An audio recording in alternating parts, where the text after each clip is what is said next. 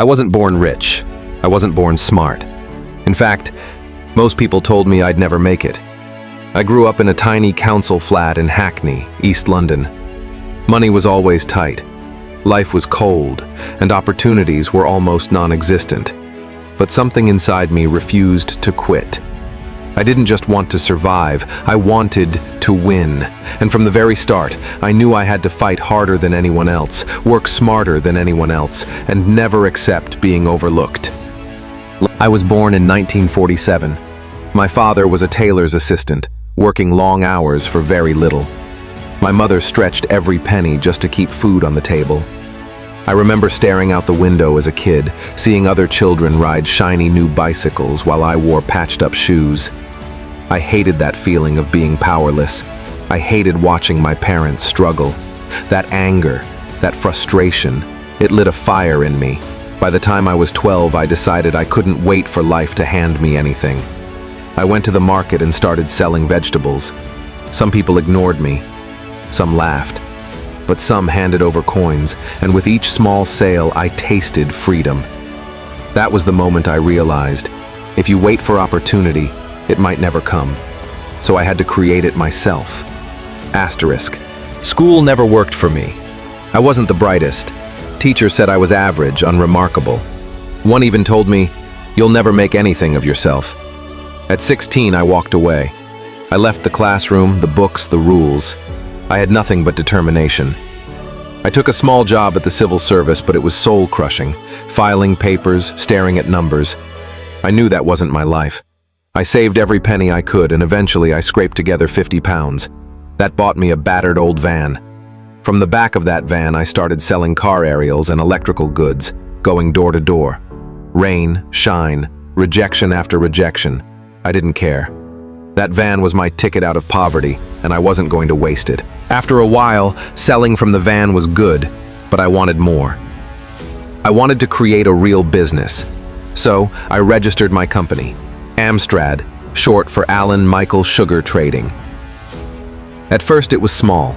I sold cheap car aerials and hi-fi equipment. Nothing fancy, but I understood one thing. People wanted products that looked expensive but didn't cost a fortune. That was my edge. The big electronics companies laughed at me. They called my stuff cheap junk. But they didn't see what I saw. People didn't want perfection. They wanted affordability and style, and I gave it to them. By the late 1970s, things started to take off. Amstrad's radios and stereo systems were flying off the shelves. I wasn't just selling products. I was selling hope to families who thought quality electronics were beyond their reach. By 1980, Amstrad was listed on the London Stock Exchange. Me? The boy who sold vegetables at 12 was now a multi-millionaire. But I didn't stop. I knew success was temporary. You had to keep moving, keep pushing, or someone else would take your place. In 1984, I saw the next big opportunity: computers. At that time, they were intimidating and expensive.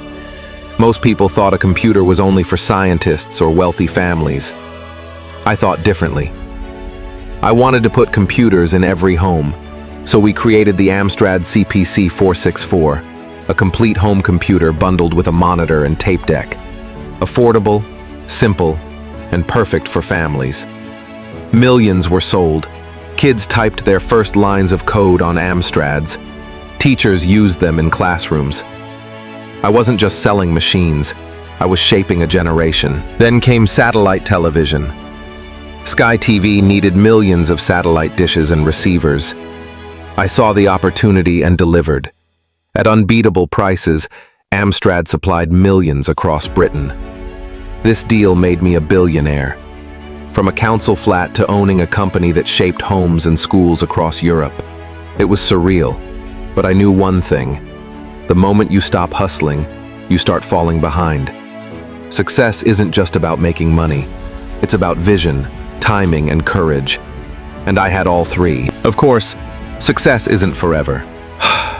By the early 1990s, things started to crumble. Computers were advancing fast, and Amstrad's products began to fall behind. Then disaster struck.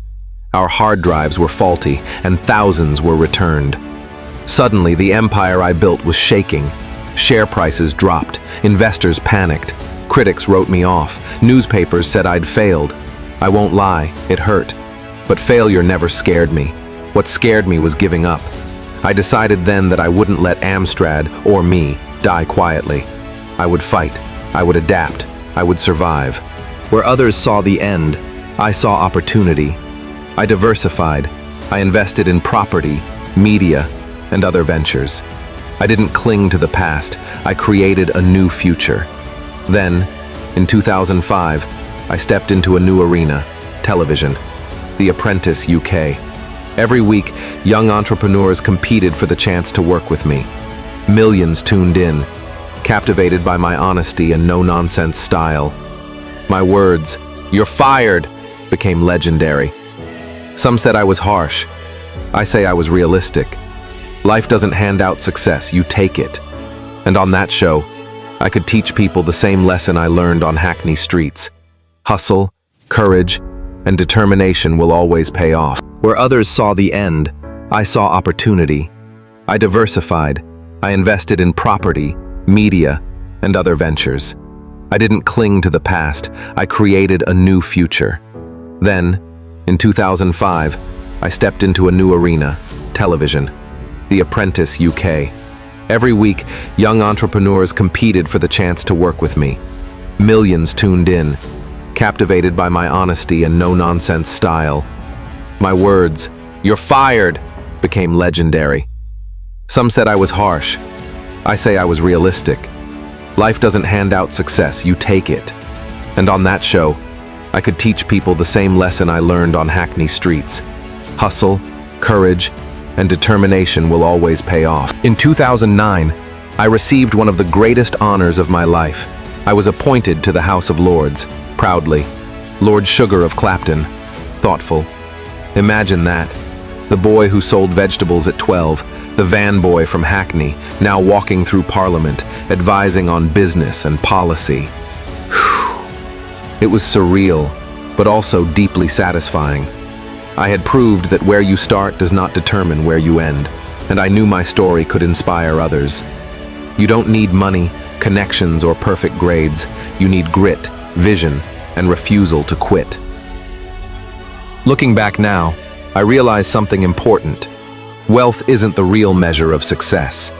It's what you do with the fire inside you, the drive to push past every no and every obstacle. I started with nothing, a council flat, a patched-up jacket, a 50-pound van, and a head full of ideas. I had no money, no contacts, and certainly no guarantees. And yet, I built a business empire that touched millions of lives. I faced failure, betrayal, and public criticism. I watched my empire crumble more than once, but each time, determined, I refused to quit. That's the real secret. Not luck, not talent, but refusal to give up. When I see kids using computers I helped make affordable, when I see entrepreneurs learning from The Apprentice, or when I step into the House of Lords, I know one thing. My journey wasn't just for me. It's for anyone who ever felt powerless. If you're listening, here's what I want you to remember. Your start does not define your finish. Dreams are free. Hustle is the price. Work harder than anyone else, think smarter, and never accept impossible as an answer. That's how you win.